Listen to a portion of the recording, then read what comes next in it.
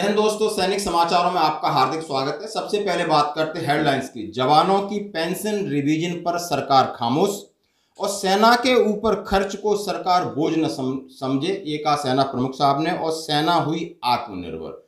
खबरें देखते विस्तार से। सबसे पहले बात करते हैं जवानों की पेंशन रिवीजन के ऊपर सरकार खामोश है। जैसा कि हम सभी जानते हैं, OROP 2 के डिसीजन में माननीय सुप्रीम कोर्ट ने कहा था कि इनको 1 जुलाई 2019 से पेंशन रिवीजन करके इनकी पेंशन बढ़ाई जाए और पेंशन संशोधन करने के बाद जो भी इनको एरियर मिलता है इनका भुगतान किया जाए। इसके ऊपर सरकार खामोश है। जैसा कि इसकी कोई भी रिटर्न में कोई ऑफिस मेमोरेंडम नहीं निकला है, ना ही PCDA को कोई एडवाइजरी जारी हुई है, ना ही रेस्पेक्टिव रिकॉर्ड से किसी यानी रक्षा मंत्रालय की तरफ से अभी ऐसा कोई मामला संज्ञान में नहीं आया कि जिसके ऊपर काम किया जाए।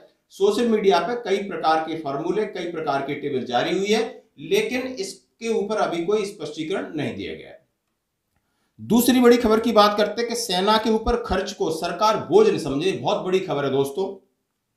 ये हमारे सेना प्रमुख साहब ने कहा है, जनरल नरवाने साहब ने राष्ट्रीय रक्षा विश्वविद्यालय में बोलते हुए कहा कि सेना पर जो सरकार खर्च करती है वो देश की अर्थव्यवस्था पर बोझ नहीं है, क्योंकि किसी देश को समृद्ध होना का मतलब है कि वहां पर स्थिर और शांतिपूर्ण माहौल रहे और उसकी जो सीमाएं वो सुरक्षित रहे, तभी देश विकास कर सकता है। लेकिन ये दुर्भाग्य की बात है, ये सरकार ये बोलती है कि जो फौज के लिए या सेना के लिए पैसा दिया जाता है या पेंशन दी जाती है या इसके ऊपर खर्च किया जाता है वो एक भारत सरकार की अर्थव्यवस्था पर बोझ है, तो शायद ये स्टेटमेंट शर्मनाक है। और इस पर रक्षा हमारे सेना प्रमुख ने बोलते हुए उन्होंने कहा है कि इसको ये बोझ नहीं हो सकता, हमें इसे एक अच्छे निवेश के रूप में देखना चाहिए। हम इस बात का करते हैं स्वागत।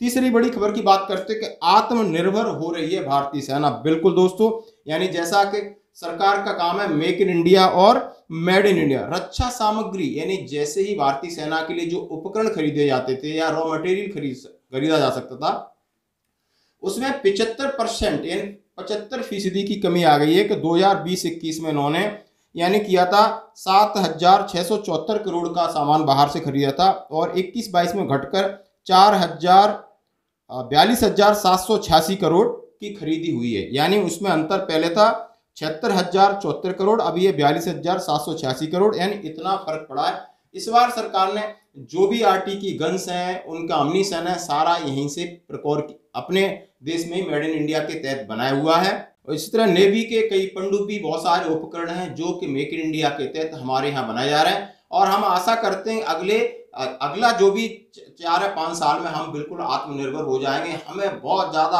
हाईली टेक्नोलॉजी की जरूरत होगी, तब हम विदेश से खरीदेंगे।